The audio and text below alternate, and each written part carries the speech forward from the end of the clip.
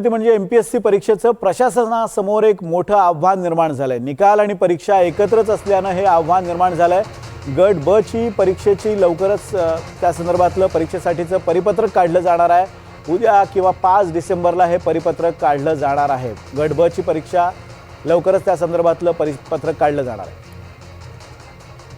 मयूर बोरसे आपले प्रतिनिधी आपल्याला या संदर्भात माहिती देत आहेत। मयूर, नेमका प्रकार काय आहे? निकाल आणि परीक्षा एकाच दिवशी काय हा प्रकार आहे?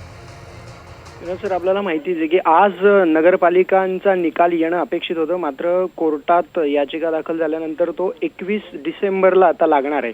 आणि त्याच दिवशी गट ब ची परीक्षा, म्हणजे तिला कंबाईन म्हणून ती परीक्षा प्रसिद्ध आहे, तिचा निकाल ती परीक्षा प्रत्येक जिल्ह्याच्या ठिकाणी आयोजित केली जाते, ज्यात 2.5 ते 3 लाख मुलं दरवर्षी ही परीक्षा देत असतात। वर्षभर त्यांची तयारी या परीक्षेची सुरू असते। आणि आता जिल्हा प्रशासनाकडून आयोगाने माहिती मागवली आहे की त्या दिवशी नेमका किती ताण येऊ शकतो, कारण काही ठिकाणी जिल्ह्याच्या ठिकाणी महानगरपालिका नाही आहेत, जसं की सातारा असेल, पालघर असेल, रत्नागिरी असेल, नंदुरबार, अशा 15 ठिकाणी नगर परिषद आहेत जिथे मतदान पार पडले आणि त्या दिवशी त्यांच्यावर मतमोजणीचा ताण असणार आहे। तर स्वाभाविकपणे दोन्ही गोष्टी एकाच वेळी करता येतील का याचा आढावा आयोगाने आज घेतलाय, अशी सूत्रांची माहिती आहे। उद्या किंवा परवा याबाबत अंतिम निर्णय होऊ शकेल अशी सूत्रांची आतापर्यंत माहिती। अधिकृत असं त्यांनी कोणतंही स्टेटमेंट दिलेलं नाहीये, पण उद्या किंवा परवा हा निर्णय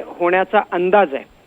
अगदी धन्यवाद मयूर दिलेल्या अपडेट्स बद्दल। एमपीएससीची एक परीक्षा 21 डिसेंबरला होणार होती, मात्र त्याच दिवशी नगरपालिकांचा निकाल असल्यामुळे प्रशासनावर ताण येऊ शकतो। त्यामुळे या सगळ्याचा आढावा घेऊन 5 डिसेंबरपर्यंत नवीन परिपत्रक काढलं जाणार आहे। कदाचित परीक्षेची तारीख बदलली जाऊ शकते। त्यामुळे एमपीएससी परीक्षा देणाऱ्या परीक्षार्थींसाठी अतिशय महत्त्वाची बातमी आहे।